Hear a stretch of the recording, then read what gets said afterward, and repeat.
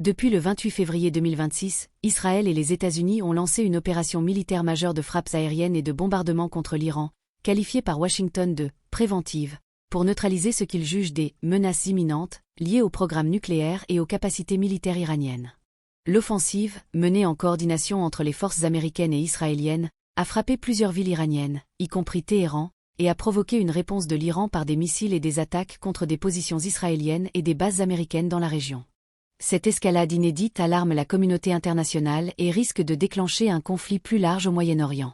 En plus de la capitale, ce sont les sites liés au nucléaire qui ont donc été ciblés. Tant ceux liés à l'enrichissement de l'uranium que ceux liés à l'industrie militaire du pays. D'autres villes ont été également visées. En Israël, les premières alertes ont retenti, des projectiles sont tombés sur le sol après des tirs d'interception. Le Premier ministre s'est adressé à la population. Des jours difficiles nous attendent. Toute action militaire comporte des risques. Mais le risque de l'inaction est infiniment plus grand. Car si nous ne réagissons pas, nous aurons un Iran nucléaire, un Iran doté de dizaines de milliers de missiles balistiques, un Iran qui œuvrera à notre destruction et sera insensible à nos contre-mesures. Les gardiens de la révolution iranienne ont annoncé des tirs de riposte sur toute une série de pays de la région. Sur Israël, des tirs de missiles et de drones ont été revendiqués, mais aussi sur la Jordanie, le Qatar, les Émirats arabes unis, l'Arabie saoudite ou le Bahreïn, des pays qui abritent des installations militaires américaines de diverses importances. En Iran, les autorités appellent la population à éviter les zones ciblées. Les Iraniens de la diaspora, quant à eux, incitent leurs compatriotes à la révolte. Mais même avec l'arrivée de cette aide, la victoire finale sera forgée par nos mains. C'est nous,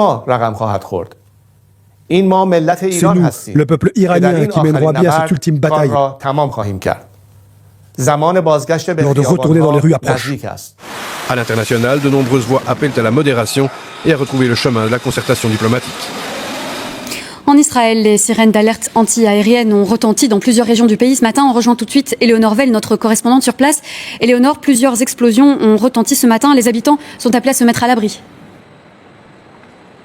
Et oui, c'est la guerre que les Israéliens attendaient depuis plusieurs semaines. Et ce matin, enfin, des sirènes ont retenti à travers tout le pays pour annoncer le début des frappes israéliennes en Iran. Peu après, la population a reçu des alertes sonores sur leur téléphone, les appelant à rejoindre au plus vite des abris. Et en effet, quelques minutes après, des vagues de missiles, de tirs de missiles en provenance de l'Iran sont arrivées. Plusieurs vagues ces dernières heures en Israël sans faire de blessés. Alors le porte-parole de l'armée israélienne s'est exprimé dans la matinée. Il a dit que les Américains et les Israéliens avaient lancé une opération conjointe, une opération vaste et puissante, dit-il, dont l'objectif est clair, porter un coup fatal au régime iranien. Il dit également que cette campagne militaire sera plus puissante que la précédente et appelle les Israéliens à s'armer de patience. Les autorités ont par ailleurs annoncé que l'espace aérien israélien était fermé, appelé également la population à rester près des abris, à éviter tout rassemblement public. Les Israéliens donc se préparent aujourd'hui à une campagne militaire longue et puissante.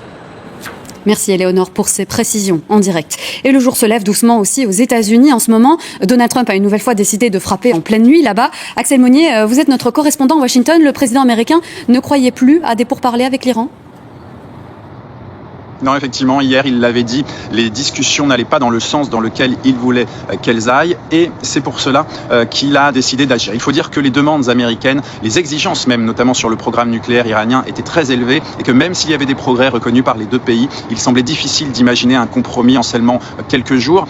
Donald Trump, qui, il y a encore moins de 24 heures, avait dit ne pas avoir pris sa décision quant à d'éventuelles frappes sur l'Iran, l'a finalement prise, donc, avec ces nouvelles attaques qui pourraient lancer le pays dans une nouvelle guerre bien plus longue et bien plus compliquée que ce qu'il avait connu lorsqu'il avait lancé des attaques contre Caracas au début du mois de janvier et avec la capture de Nicolás Maduro. Donald Trump, qui pourtant avait promis à son électorat, avait promis aux États-Unis pendant la campagne qu'il ne lancerait plus de guerre des États-Unis, des guerres lointaines, des guerres coûteuses, a donc une nouvelle fois décidé de lancer son pays dans une guerre qui pourrait durer parce que cette fois-ci, l'ennemi effectivement est mieux armé. Bref, les États-Unis vont devoir essayer de voir combien de temps ils peuvent durer. En tout cas, ils l'ont dit, ils sont prêts à frapper tant qu'il le fallait. Merci Axel pour ces précisions en direct de Washington. Et on va essayer d'y voir un peu plus clair avec vous. Régis Dorade, bonjour. Bonjour. Vous êtes, je le rappelle, responsable éditorial Monde à la rédaction. Alors d'abord, Régis, parlons des justifications de cette attaque. Il y en a plusieurs. Oui, vous le savez, des négociations étaient en cours entre les États-Unis et l'Iran. Des négociations qui, aux yeux de Donald Trump, n'étaient pas satisfaisantes. Les Américains veulent à tout prix empêcher l'Iran d'avoir l'arme nucléaire. Mais le régime religieux iranien n'entend pas renoncer à l'enrichissement de son uranium. Il ne voulait pas non plus parler de son arsenal arsenal de missiles balistiques ni du soutien qu'il apporte aux groupes armés, les Houthis, le Hezbollah, le Hamas, qui ont pour objectif de détruire Israël. Et c'est donc main dans la main qu'Israël et les États-Unis lancent cette opération intitulée Fureur épique, rugissement du lion. Alors ce n'est pas la première fois, Régis, que les États-Unis frappent l'Iran. Il y avait déjà ciblé des installations nucléaires dans le pays. C'est différent cette fois-ci ? Oui, c'est différent parce que l'objectif annoncé est précisément le changement du régime en Iran, la chute du guide suprême, l'ayatollah Ali Khamenei. Donald Trump appelle d'ailleurs les Iraniens à s'emparer du pouvoir quand l'opération militaire sera terminée. Alors combien de temps cela peut-il durer ? Mystère. Le régime iranien est à bout de souffle, il est contesté par sa population, mais l'appareil répressif est extrêmement violent. L'ayatollah Khamenei et les gardiens de la révolution qui le protègent vendront très cher leur chute. Ils n'hésiteront pas à tirer sur leur population. Et ce qui a changé notamment aussi, c'est la mobilisation américaine au Moyen-Orient.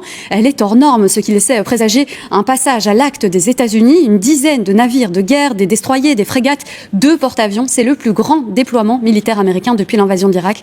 Boris Vanacker. 2 porte-avions exceptionnellement déployés dans la même région. Ces géants des mers sont de véritables bases militaires flottantes, pouvant accueillir jusqu'à 5000 militaires et plus de 70 avions. Le premier, l'Abraham Lincoln, se trouve dans le golfe d'Oman depuis au moins un mois. Le second a été aperçu en mer Méditerranée la semaine dernière, actuellement proche des côtes israéliennes. Objectif, encercler l'Iran et bombarder à tout moment. Ces 2 porte-avions, qui représentent quand même quasi 20% de toute la capacité de projection de force de la marine américaine, font partie des plus grands porte-avions dans le monde. Et donc ont une capacité de force de frappe qui est quand même impressionnante. Quand vous prenez les 2 porte-avions combinés, vous avez plus ou moins 165 avions à bord, plus les drones, plus les missiles. C'est pas juste le porte-avions, c'est le porte-avions avec ce qu'on appelle un striker group. Donc c'est une panoplie de navires, plus ou moins 10 à 12 navires qui les appuient et qui les protègent. Donc c'est quand même une force de frappe qui est impressionnante. En plus de ces porte-avions, l'armée américaine peut compter sur une série de bases militaires dans la région, au Qatar, au Bahreïn, au Koweït ou encore aux Émirats arabes unis. Plusieurs d'entre elles ont d'ailleurs été touchées cette nuit. Au total, plus de 50 000 soldats américains ont été déployés autour de l'Iran. Mais l'arme spéciale des États-Unis, c'est le bombardier furtif B-2, capable de frapper des cibles stratégiques sans être détecté par les radars et de parcourir jusqu'à 10 000 kilomètres. Vous avez effectivement une capacité de bombardement stratégique, les B-2 et même les B-52, qui peuvent décoller de partout dans le monde et de manière globale, avec vous savez, en faisant un replein de fuel ou de kérosène dans les airs, frapper partout dans le monde. Un déploiement militaire colossal, le plus important de l'armée américaine dans la région depuis la guerre en Irak en 2003.